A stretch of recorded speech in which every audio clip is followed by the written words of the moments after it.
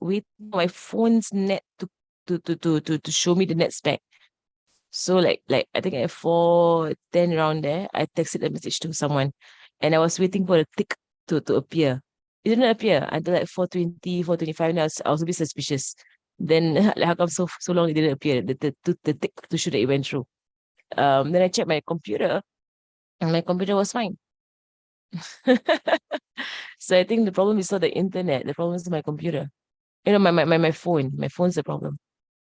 Yeah. So now I went to read my phone. So now we know the trick. Okay, the trick is reset the phone. So this is a trick. Okay, let us start our class. So I think Kak Faiza is okay. Don't have to record. I think I got it on to YouTube.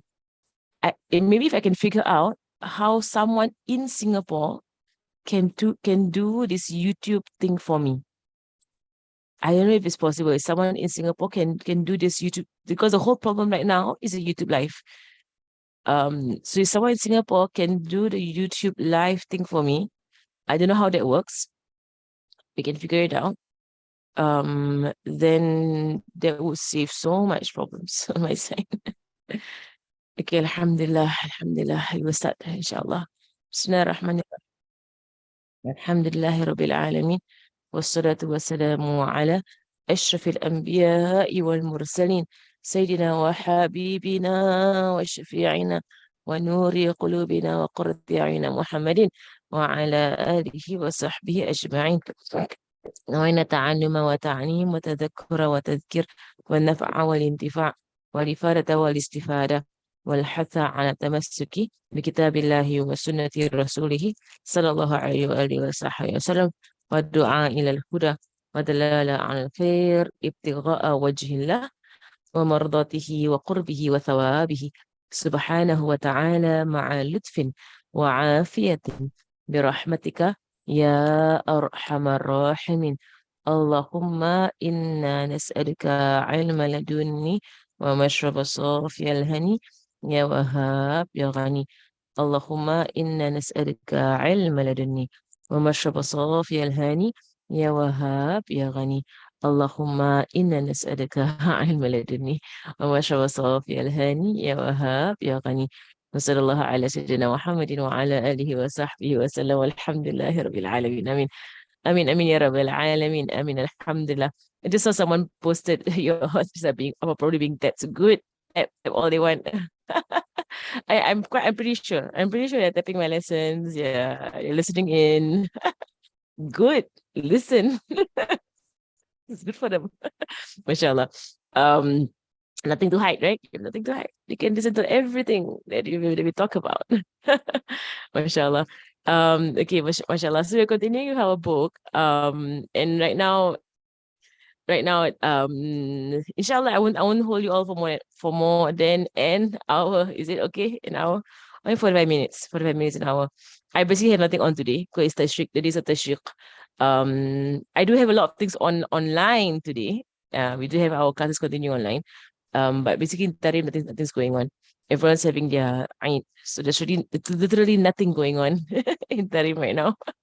MashaAllah. Um, but Alhamdulillah. This Sunday is the Dawra, the beginning of the Dawra, right? So I hope you guys join, all of you join the Dawra. I'll still be joining as I join everything else online. Right, so I'll just appear online. Inshallah. Inshallah. And we're trying our best to arrange things for you guys. And classes with the teachers here. Right. So I hope that inshallah. Right, it will be okay, inshallah. Alhamdulillah. Okay, we're gonna continue, inshallah, on our class. So we are to make this bigger. The page is too small. Okay. So we are on the on the we're still speaking about the Qasidahs, right? And especially now, I'll just take my time going through this.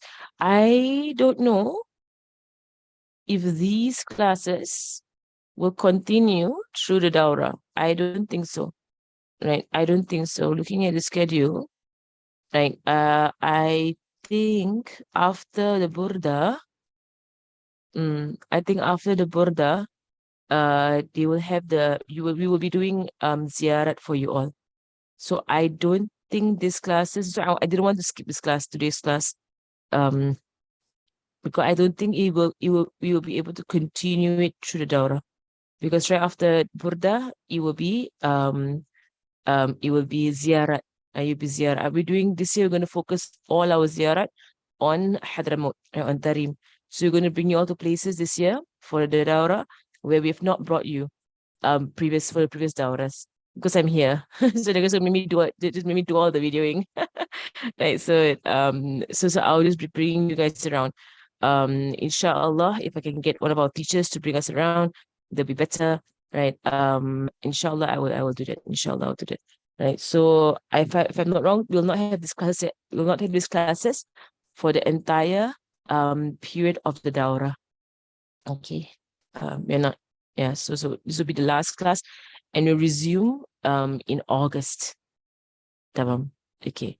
All right. So introduction to Qasidah, religious songs and poetry in Islam. The history of poetry and song in human society dates all the way back to the time of civilizations. While the topic and styles of poetry and songs differ from society to society, one thing is evident: it is natural for human beings to gravitate towards gatherings filled with such beautiful compositions that inspire them. We've gone through this. I think we are in another page. If you can move down, you can scroll down. All right. We have gone through Tala al-Badru alayna as well. And go down. Do you finish a chapter?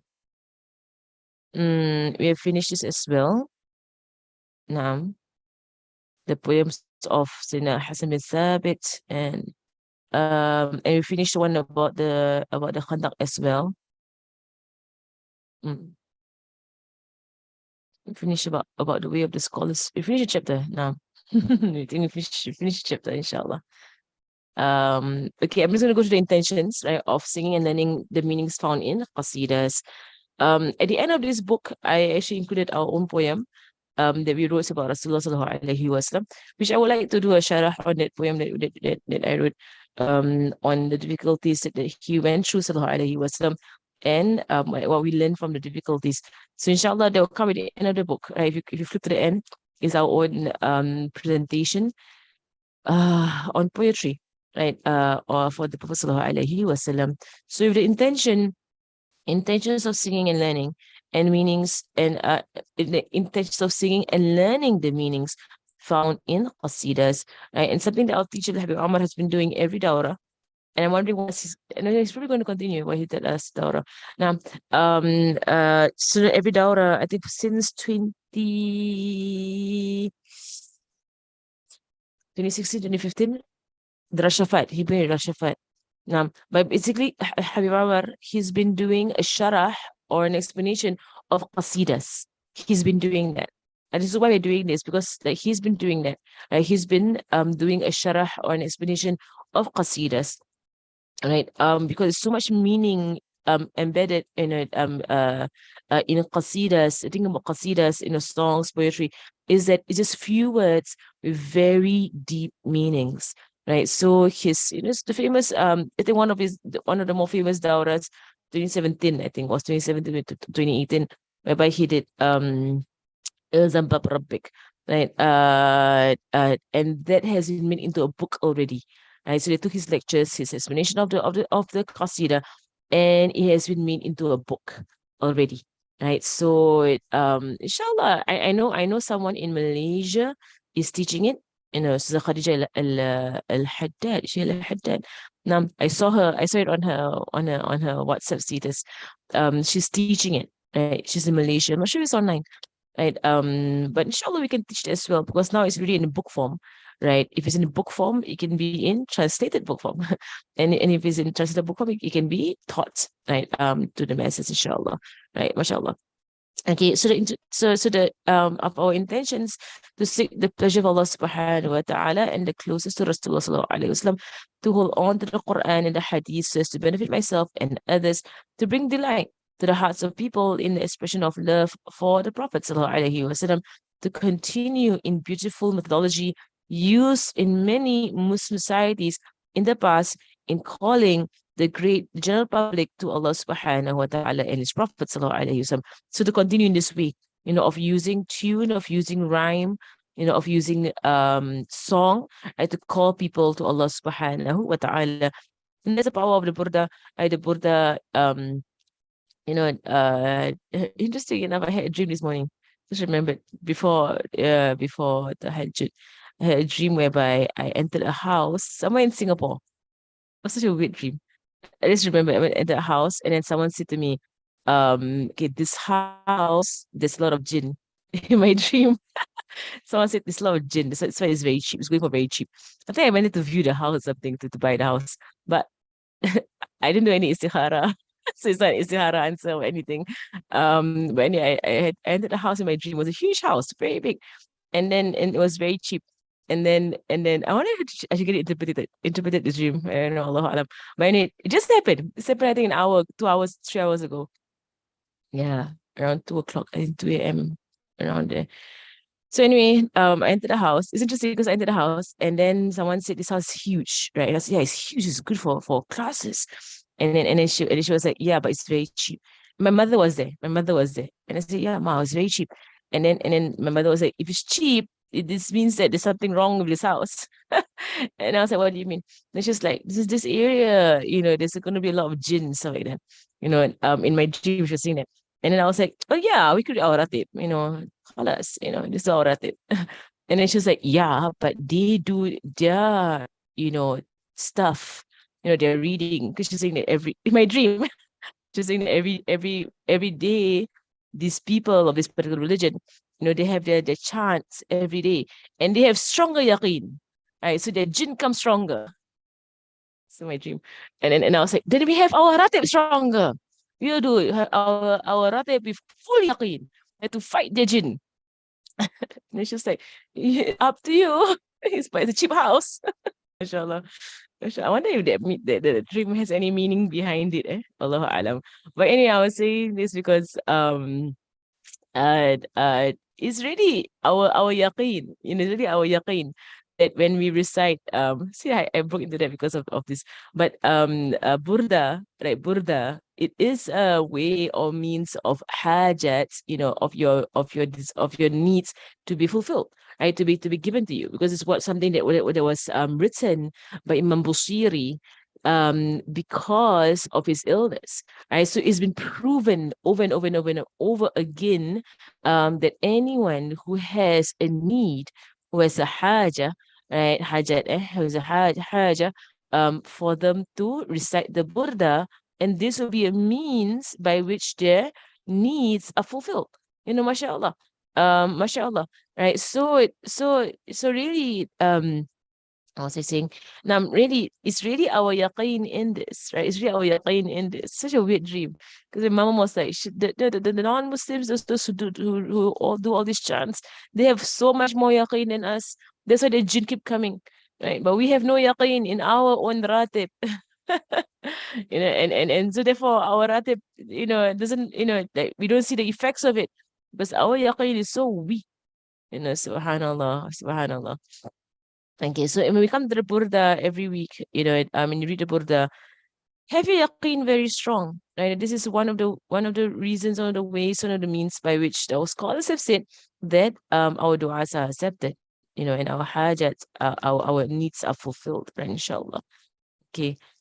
Which reminds me, we need to do a lot of dua if yaqeen, right? That the internet is okay for the entire dawrah. I think I wanted to actually begin doing like a 41 yasin and stuff like that. To get so that our, because we have Sir Zainab teaching us this dawrah every day. She'll be teaching us, inshallah. So I'm just really doing a lot of du'as to the internet's fine. So it really, like, we could do like all this Quran, Yasin, Surat Nariyah, with the Burda and so on.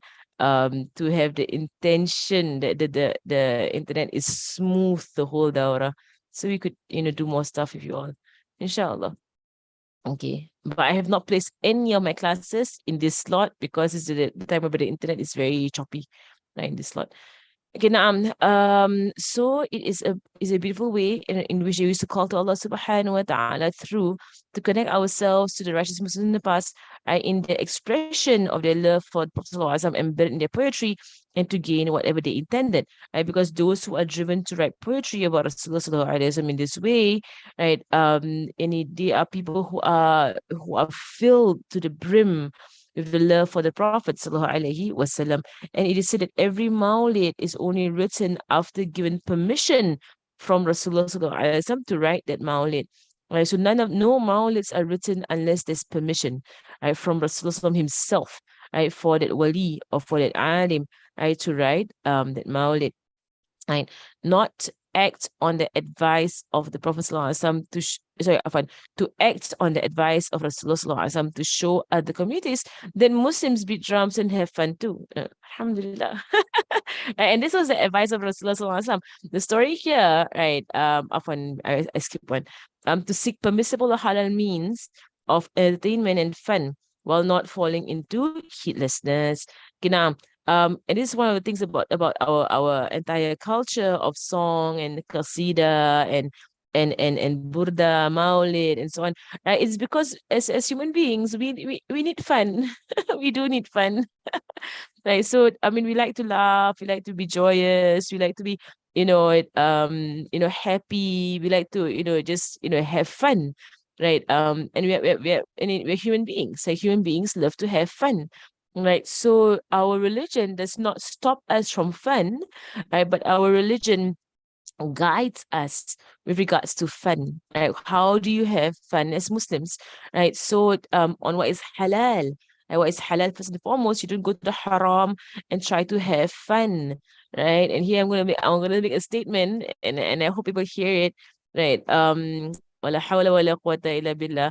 I hope that as you all learn more and more religion, and you get deeper and deeper into the sciences of the religion, and you follow more and more classes in it, and your light and your hearts get more and more illuminated. I really, really, really hope that our as a people, as a people, we move away from the culture of going to theme parks. I'm gonna say it, going to theme parks, going to have to watch a movie, right? Allahu Alam, all of this stuff. I'm not saying that, the games you can play, it's all haram. They're not haram. But what happens is that a lot of things around it has a lot of haram, right? Like the songs they will blast songs, right? The blast songs. Okay, alhamdulillah, in my entire life, in Singapore, I've never gone to Universal Studios in my life. And never had any interest nor desire to go there. Because it is like an emblem of ghafla. It's an emblem of heedlessness, right? And a lot of waste of money, I guess. So such a waste of money. Right. I don't even know how much it costs. Right. But I know, right, that there's nothing in there that is worth my time and my money. There's nothing in there that's worth your time and your money. So I guess it's just advice, may Allah make us hear it and internalize this advice, right? That, as a community, or as as a generation of human beings, right? A generation that has been fed all of these lies with regards to, fun and rest and entertainment, that we have to go here, we have to go there, we have to do this, we have to do that. One thing I really admire about my mother, we went to California, I think when I just finished university at the time. Right. So it was before I began studying. I just finished NUS University. We went all the way to California. And my mother, she had absolutely no interest in what was, available in California, right? Except the natural environment. Her only interest was the natural environment. So she would want to go and see like the Grand Canyon. She want to go and see, right, the Mojave Desert. She want to go and see. She has a very strong interest in the creation of Allah subhanahu wa ta'ala. And she would bring us when we go overseas, when we go for holidays, she would bring us to admire and just, find a lot of fun and rest gazing at the creation of Allah subhanahu wa ta'ala. And my entire experience growing up, like she would do that, my mother. She would do that. Right? And she would have absolutely no interest in anything man-made. Right? Unless there was something Islamic about it, right? Where, like for example, when she went to Spain, she would go to the, to the masajid or to the buildings that showed the Islamic empire, right? That was there, in the golden ages in Spain, right? So she would go for these places, right? So I remember I was still kind of young, still young, so give me some excuses. We went there. Me, my sister, my mom, my father. We went there because I wanted to begin learning Arabic at Zaytuna. Just graduated university. I just graduated. Did I? Yeah, I did. I did just graduate university. Now I just graduated university. I skipped my graduation. I went to Zaytuna, and then I remember you because you're in California, right? You're in California. Do you know what kind of ghafla, what kind of heat there is in California? You have Disneyland in California, right? You have I don't know. You have a lot of stuff in California. There's a lot of heatlessness going on there in California. So anyone who actually travels the entire distance, especially from Singapore, it's across the world, it's on the other side of the world, to go to California, right? They would definitely, at least go to Disneyland, right? To see what's there in Disneyland. Even the Americans, it's like their dream to go to Disneyland. And la hawla wa la quwwata illa billah. Like so it I still remember my mother, right? She'd be like, "Why you want to go Disneyland for?" And then we were like, "We're in California, let's go Disneyland." And she was like, "There's nothing there. There's nothing there, right? It's just, it's a place that makes your heart harder, right? It is a place that brings you away from Allah subhanahu wa ta'ala, right? It is a place that there's nothing there that is worth you going and spending that money and spending that time, right? She would say that. I remember she'd be very firm, and she would have absolutely no interest. And she would say that, if you guys go, right, I'm not going with you. I'm gonna stay. Like, if you guys go, I'm not gonna join you. And the place where we lived, right, my auntie's house, it was like literally down the road from Disneyland. It was down the road, mashallah. So anyway, like just to remind just to speak about this, it's a culture. It's a culture. So I myself have to admit that growing up, in this culture, like Disney is very much central to us growing up. I'm not sure if people here share the same thing with me, right? But I know myself, as I grew up, Disney cartoons, right? Disney Channel, it was very central to our culture, right? And something that I will speak about, inshallah, in the Dawra, I'll be doing fiqh tahawulat. It's something that I'm learning now as well with regards to the Zaman. The Zaman is a sultan. The Zaman is a sultan. The time or the era, it becomes an authority over how people think, how people choose, how people do things, right? So which is why it is a brainwashing. It is brainwashing, right? I mean, I still remember that we still went, me and my sister, we still went with my father to Disneyland. And I remember the entire time I was there, I was extremely bored. I was so bored at Disneyland. Like, I have no good memory whatsoever of Disneyland. It was so boring, incredibly boring, incredibly boring. And I was like, my mom was right. There's nothing here. This is so incredibly lousy, and such a waste of money. Right? We didn't enjoy ourselves at all. Mashallah. It is incredibly boring. I don't know. I find it incredibly boring. So la hawla wa la quwwata illa billah. And I was thinking to myself, should have listened to my mother. Back then it was before I began studying. I was still, university, fresh out of university from NUS. Right. So anyway, had no interest whatsoever in these things, like mashallah. But the thing about it is that when I look back, what made me go? What made me want to go? It was the entire hype, right? It was the hype of it, right? Because you hear about it as a Singaporean, right? You hear about it, people talk about it and everything, and you're in the land where it's there, right? And so there was this interest that you're here all the way. You should go and see it, right? Wala hawla wala quwwata illa billah. I'm so happy that we never went anywhere Hollywood. Because we're right there as well. We were right there in California. We could just go down to Hollywood. I'm so happy that my mom, she put her foot down. She was like, we are not going there at all. There's la'nat over there. La'na, la'na. There's a curses over there. Allah's cursing the place. It's full of masya and what. She was saying that. And so we didn't actually go because I wasn't really interested in the celebrity thing. But the cartoon thing was like, I think the nafsu was very strong about that.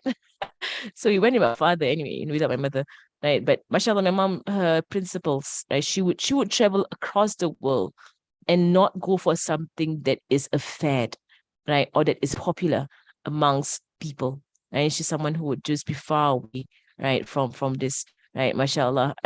Good point. I'm so happy she mentioned this guy. I forgot about it. Someone was saying to me, there are concerts going on here in Singapore, wala hawla wala quwwata illa billah.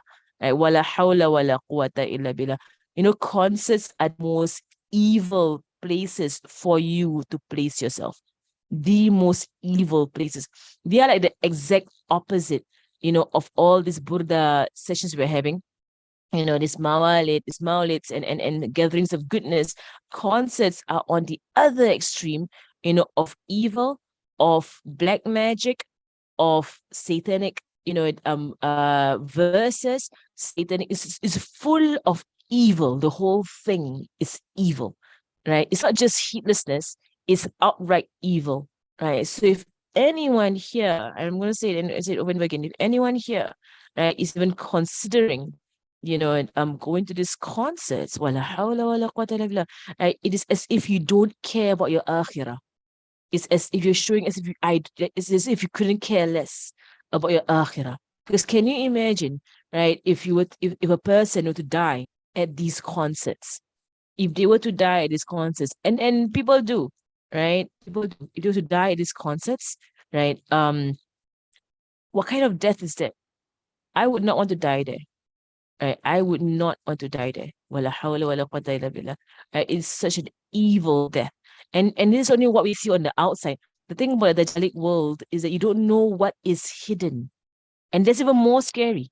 On the outside already, you're seeing like, this okay, inshallah, the lens of taqwa and lens of iman, that you would see there is heedlessness, there is showing of the aura, there is dancing, there's singing, right? There's all this, satanic elements that's there, and gestures, right? There is all this, very dark, this dark atmosphere is the opposite of nur, right? You come to a burda, you come to a masjid, you come to a maulid, you're like, there's so much nur, so much nur, right? You go to a concert, it's zulumat, and that is why they keep it dark, because they're full of darkness, and the shayateen love it. They love what happens at concerts, right? And then, what?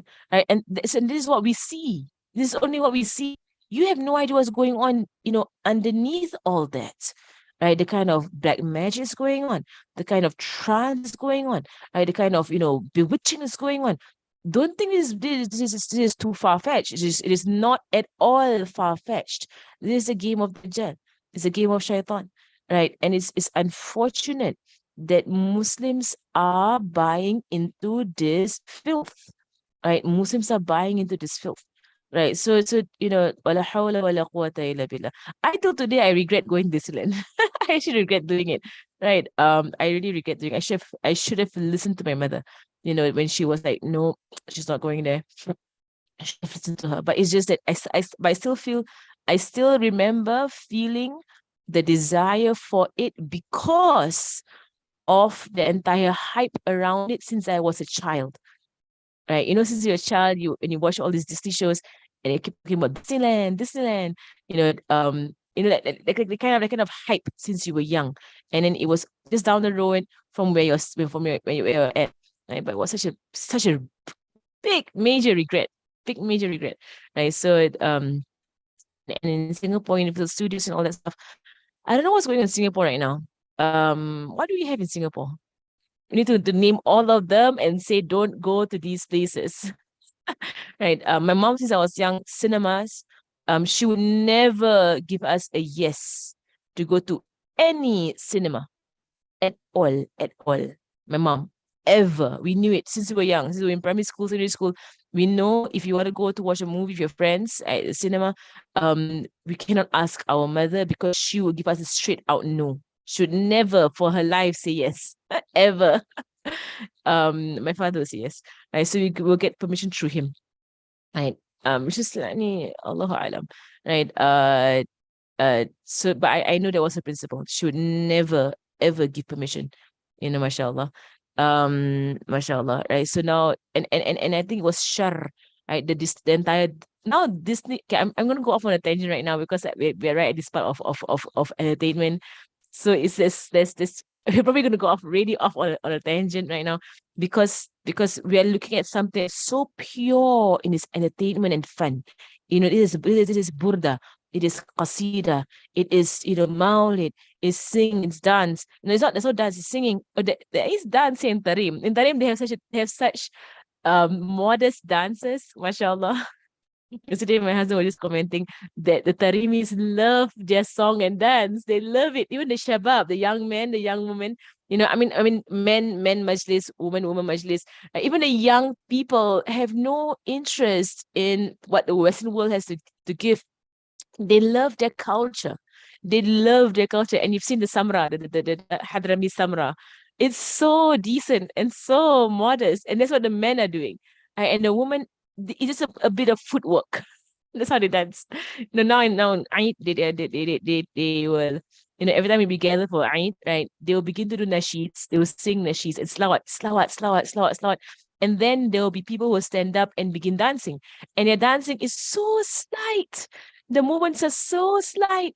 It's just some footwork, and it's so nice to see. It's so nice. It's fun, yani. There is some fun in there, mashallah. But it's so decent. You'd be so amazed at how decent they are. And it's all women or it's all men, mashallah. But anyway, I want to speak about all of this nonsense in regards to the entertainment culture because it's not just entertainment, it's not just for fun, it's not just heedlessness, even though heedlessness itself is a terrible evil, right? But it is a way, it is, you say, it is the chains and the shackles of the Dajjal onto our generation. Is his chains and shackles. He's chaining us up right now. He will chain us up by all of this, right? And one thing that I think I shared before earlier on, when my brother was talking to me, he was saying that of his friends, those who actually never take the path to Allah subhanahu wa ta'ala by this age. Because like to us, if you're already 30, you're already 40, and you're still in this kind of stuff, wala hawla wala quwwata illa billah. How in the world, could you be in your 30s or 20s, 30s, 40s, and you still not woken up? You've not woken up to this dunya. How? And my brother was speaking to me. He was saying that his friends that he see who have not taken the path yet, at this age yet, you've not become serious with your religion, are those who are so much into music. It's because they're so much into music. This obsession with music at the age of 30. You're so old. I mean, if you're a teenager, okay, maybe I'll give you the excuse of being, in the folly of the teenage years, and only very few are selected to kind of break away from that very strong influence of the teenage years. But if you're in your 20s, 30s, 40s, and you have not woken up to your grave staring at you in your face, and you're going to this kind of nonsense, wake up. Like, really, wake up. No excuse. Absolutely no excuse. Like, why at this age? And some of them are fathers, some of them have family. When you have family, you should be getting your life in order because your children are watching you, and they're taking from you. If your life's not in order and you have a family, in your care, and you worry for your children, how are you going to see? How are they going to grow up when their father or their mother is still singing songs of the dunya, of shahawat, of desire, right? Songs that are dajjalic in itself, the evil in itself. They're singing and spewing all this very, crude and indecent words in front of the children. Wala hawla wala quwwata illa billah. Right. So anyway, I want to say about Disney. Okay, Disney is well known for its evil. Right. Disney is well known for its evil. Right. I didn't know that when I went to Disneyland. Okay. So now I know. Right. But Disney is very well known for its evil. Right. And how much it is connected to the Dajjalic world. Right? And how it's in fact one of the tools of the Dajjal, right, to enchant and to brainwash and to bring people right to the Dajjal. Right. So we should be moving ourselves away from watching anything Disney, anything, whether it's cartoon, whether it's a movie that's set out, right, whether whatever it is, because someone's here saying about Disney Plus, Disney shows, whatever, right? And you want to subscribe to it, right?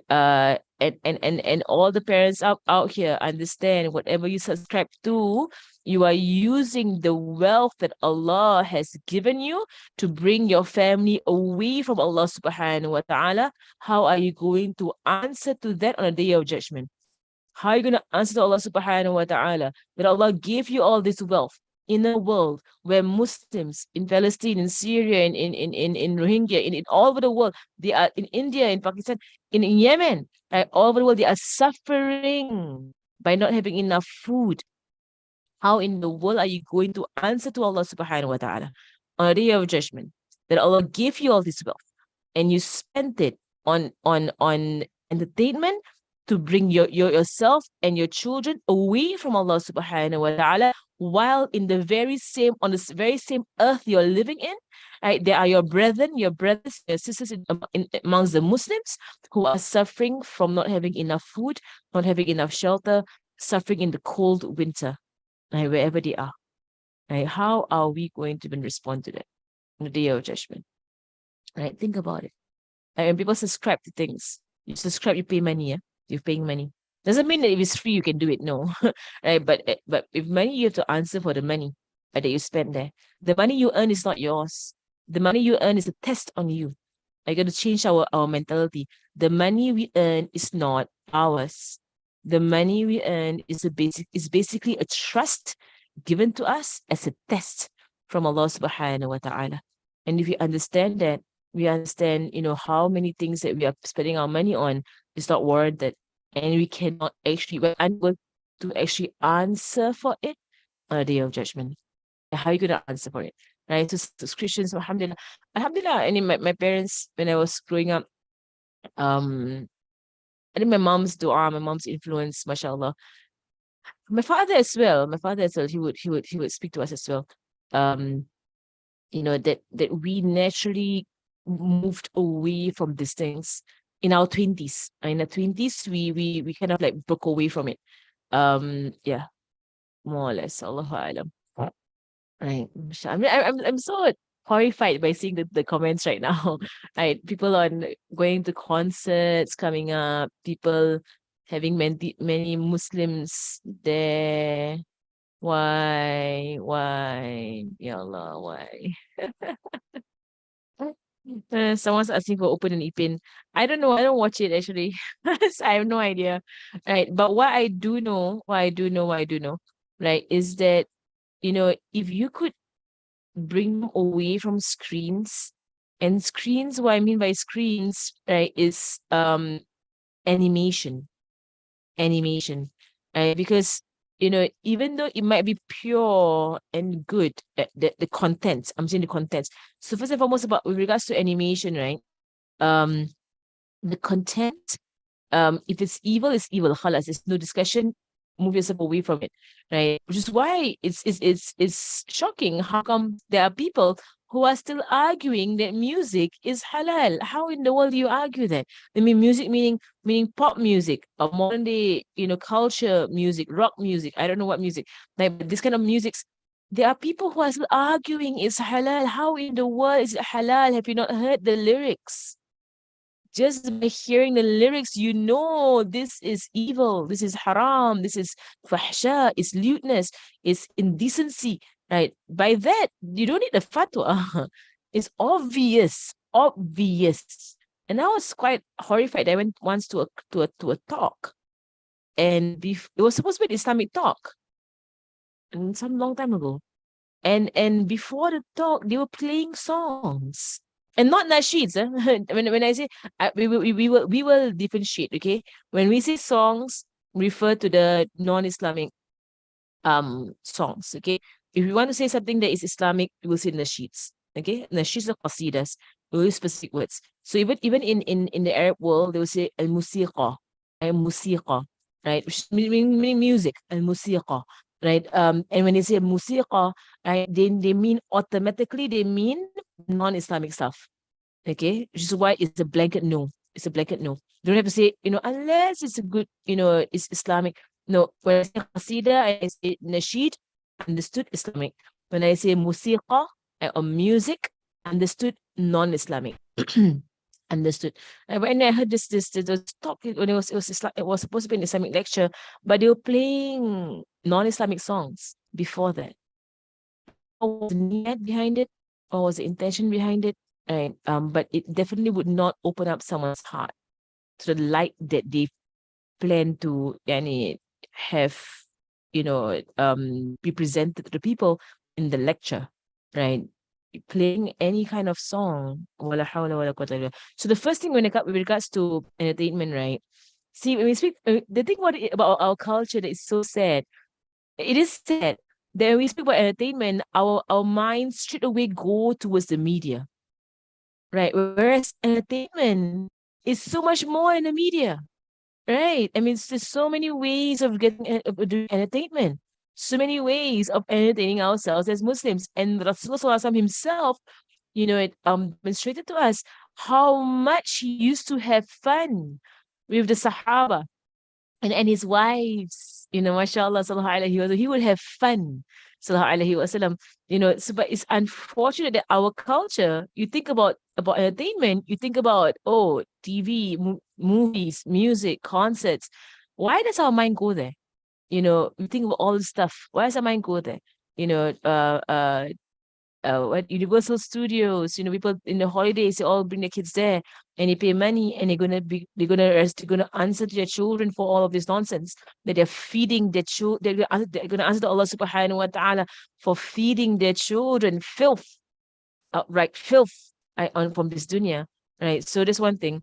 Okay, with regards so this one thing I would say, if you can stay away from this entire animation thing, can stay away, stay away. But if let's say you think you need it, because one thing about the entire media thing is also the addiction to it, right? It is scary seeing our children go into a trance. Don't you think it's not just children, adults go into a trance. They actually go into a trance. And I can feel it in myself as well when I go, like when you go visiting for Eid, right? And if let's say, someone you go to a house and they put on a movie, for example, especially the Disney movies, they're so, they really put people into a trance, right? And you have to break your eyes away from it and not look at it, right? Because otherwise you kind of like, just be staring at it. Right? So even as adults, I don't know if I'm the only one who's experiencing it, but as adults, you could have it broken off from this for years, for years. And then someone puts it on, like Lion King. This is all the stuff whereby it would just, you have watched so many times. May Allah forgive us for how many times you've watched it, right? But when they put it back on, someone puts it on, you find yourself gravitate towards it, or just like watching it with your eyes from the side, like la hawla wa la quwwata illa billah. And then we school our kids for doing it, right? But for the adults, like it's just the way they do the entire, animation, right? It is so attractive on the human mind, and it puts human beings into a uselessness now, and a trance, right? Human beings go into a trance, adult and children, right? So what I would say, I won't say open is wrong or right, but what I would say is that it pulls them away, it puts them into a trance, right? It puts them into a trance, um and that's not healthy. It is not healthy, right? So if you're finding that you need to that you find yourself arguing with your children, you find yourself fighting with your children, you find their akhlaq going down the drain, you find their akhlaq getting worse and worse. Like, one of the biggest reasons for the akhlaq in children and in adults to really be terrible is because of the consumption of these forms of media, is the consumption of the media, right? So it's unhealthy. It's unhealthy. But of course, if you have good material and good, I know I do a lot of stuff online with the children, but I try to keep it as human as possible, as raw as possible. Because I still don't know how to do animation. Right, but trying to keep it like a classroom teaching, whereby it's a human being in front of them, and I'm just drawing it on my whiteboard. Yani. Right. So I was a yes or no, right? With regards to Upin Ipin. I know they do have like Quran, and Zikir and Ramadan episodes. I know they do. Right. So Allahu Alam, Allahu Alam. I mean, but just monitor your children that the akhlaq is not deteriorating by the consumption, right, of these things on the media. Because that's where the akhlaq can deteriorate, right, from there. Just monitor. I monitor that. Right. Learning to play musical instruments, would there be any good in it? With regards to musical instruments, if you are just learning instruments that are halal in Islam, and yes, there are haram instruments in Islam. There are haram instruments, which unfortunately our society has taken it to be very light, been very lax about the haram instruments in Islam. So halal instruments in Islam will be percussion, right? More or less percussion, right? The drums, the halal instruments. Um, there are certain drums that are haram in Islam, and they are well known what they are. They are haram. With regards to wind instruments, right? With regards to guitar or string instruments, guitar, violin, piano, and so on. These are haram. The haram instruments. With regards to, there is a particular type of flute that is halal, right? That is permissible. It's a particular type. Right? Darbuka is a haram instrument. Naam. Right? So these are all the different instruments that's there. I would say keep to a simple duff. Keep it to a simple duff. Right? Learn that. And you know what? The duff, the drum is good enough as a beat, yani. It's good enough as a beat. Right? Inshallah. Right. So maybe all, wake up, wake up. Wake up this entire world of uselessness, of this kind of entertainment. Now, to see permissible halal means of entertainment fun. That's our intention, okay? And to teach ourselves, okay, while not falling into heedlessness. We're going to add on to this intention, right? To suffice, okay? To suffice with this form of entertainment and fun. It's sufficient for us. Okay, it's sufficient for us. Part of our intention is that we will not seek anything else besides this. Right? And in fact, you know what? That comes under our understanding of Radina billahi Rabba wa bil Islami Dina wa bi Sayyidina Muhammadin sallallahu alayhi wa sallam Nabiyya wa Rasula. Right? That we have full rida of Allah as our Lord, Islam as our religion, and our Prophet ﷺ as our Nabi. And in the Aqidah Mujmala, we have وَتَبَرَّأْنَا مِنْ كُلِّ دِينٍ يُخَالِفُ دِينِ الْإِسْلَامِ, right? And we are free of any way of life that goes against the way of life of Islam. Right? And so from this, we're going to have our intentions. We will seek entertainment, yes. We will need fun. We're human beings now, right? But we'll do it in a way that Allah and His Prophet ﷺ has shown us and has guided us to. Okay? Right, mashallah. And there's so much to be said about Disney. Disney is so evil that really, I really hope people stop it lah. Stop with the Disney. And it's so much evil there. Now, right, and act on the advice of the Prophet to show other communities that Muslims beat drums and have fun too. So this was actually in the hadith, and I'll end with this inshallah. I will not, take your time too much. Right, but Now, in the hadith of Rasulullah sallallahu alaihi wasallam, right, whereby there was a wedding, there was a wedding, there was a procession that was going on, and then he said, and it was like very quiet, and then he said to the Muslims, "Where are your drums? Where are your drums? Beat, right? Beats and do salawat." And the Rasulullah sallallahu alaihi wasallam, and then and then they were like, and then he was like, "Show them that we Muslims know how to have fun too." Like, show them that we have joyous, joy in our occasions. It's a wedding. It's a wedding. You're not supposed to, like, sit there and be solemn. No, it's not a funeral. It's a wedding. Right? Beat your drums. Right. So this is where we get from Rasulullah that they would beat the drums. And there's another narration of Sayyidina Aisha, right, whereby the Abyssinians had come, and they were having like a dance, or some form of presentation with their spears. Right. And it was very nice, kind of a tribal kind of thing they were doing. And so the Muslims were watching it. And they were having fun watching, right? This culture of the Abyssinians. And then Aisha, she wanted to watch it. So Rasulullah SAW, held her in a way such that she could watch over his shoulder without anyone seeing her. Right, mashallah. And she goes on to narrate that he was carrying her, for her to watch over his shoulder.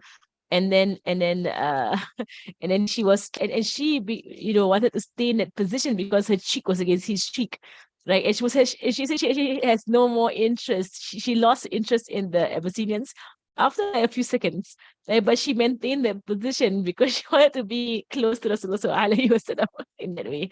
Right. So he was carrying her, and he was like, "Are you done? Are you done? Enough." And she was like, actually, she got bored from the very early on. Like, but she just didn't say anything because she wanted to stay there with her cheek next to Rasul's cheek, and him holding her in that very close, intimate way.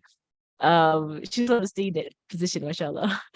So she was like, "No, not yet, no, not yet." And she's like watching, not really interested in the Abyssinians at all.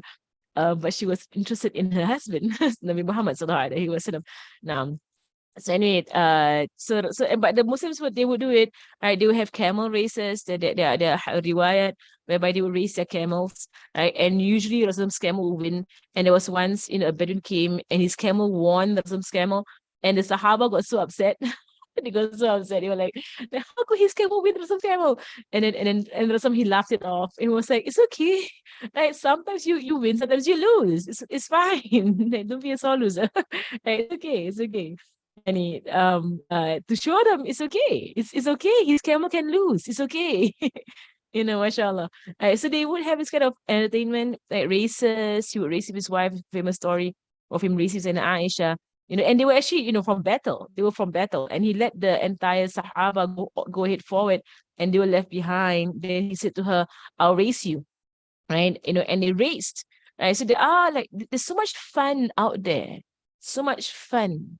You want to have fun with your family, go and get some badminton rackets and play badminton. I remember when I was younger, my father used to bring us to he used to book the community centers in Singapore, right, for us to be able to play badminton, tennis. We will play. Right? He would bring us there and we will play. And we have fun, right, playing sports. Right? He'll bring us to places and we can play sports, right? And it's fun. It's fun. You spend like the entire afternoon there playing, when we were growing up.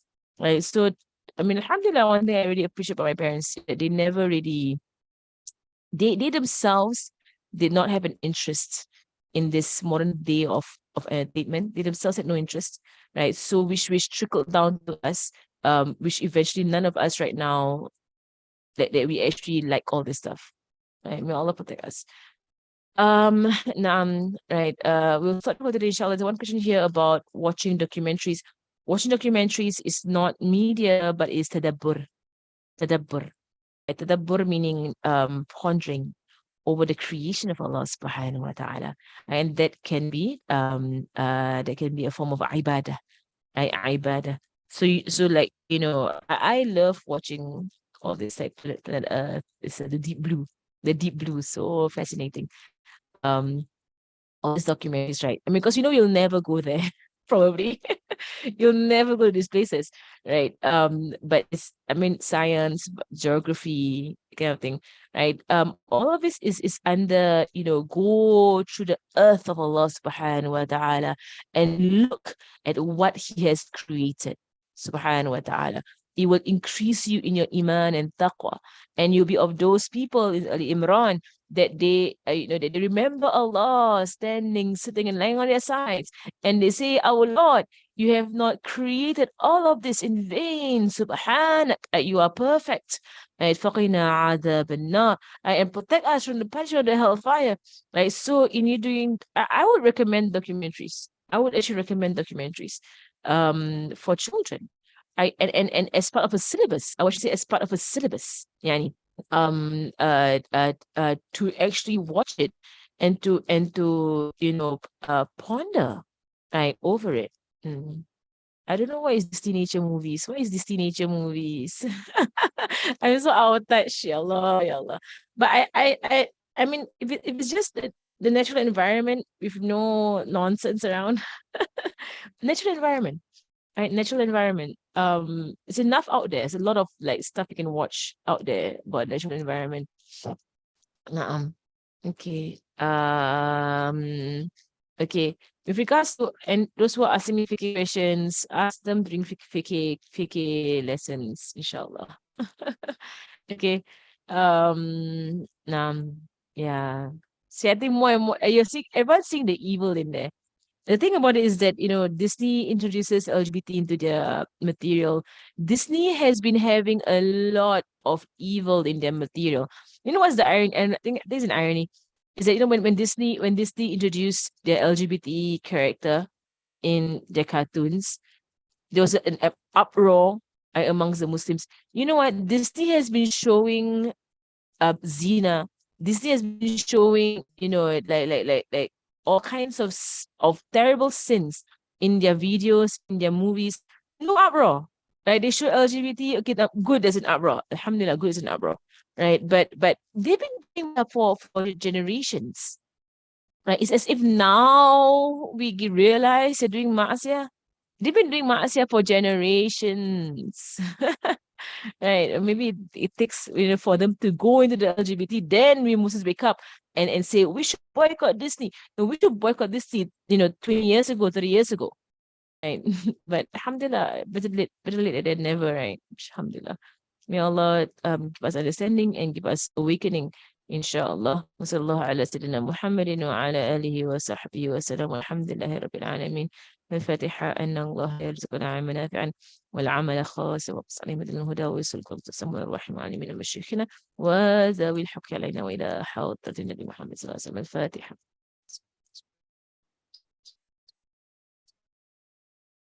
سبحانك اللهم وبحمدك أشهد أن لا إله إلا أنت أستغفرك وأتوب إليك. So inshallah the Dawrah is going to begin on Sunday evening, Singapore. The gatherings in Woodlands. So all you who live in the east, you better stop being lazy and go to the north. We keep making everyone come down to us in the east. We keep everything is in the east. No one goes anywhere besides the east. Right, but the Dawrah openings in Woodlands. Woodlands. So Bismillah, let's go. I'm in Tarim, so I'll stay where I am. Inshallah. Okay, inshallah, I'll see you guys. I'll see you guys next time, inshallah. Assalamu alaikum wa rahmatullahi wa barakatuh.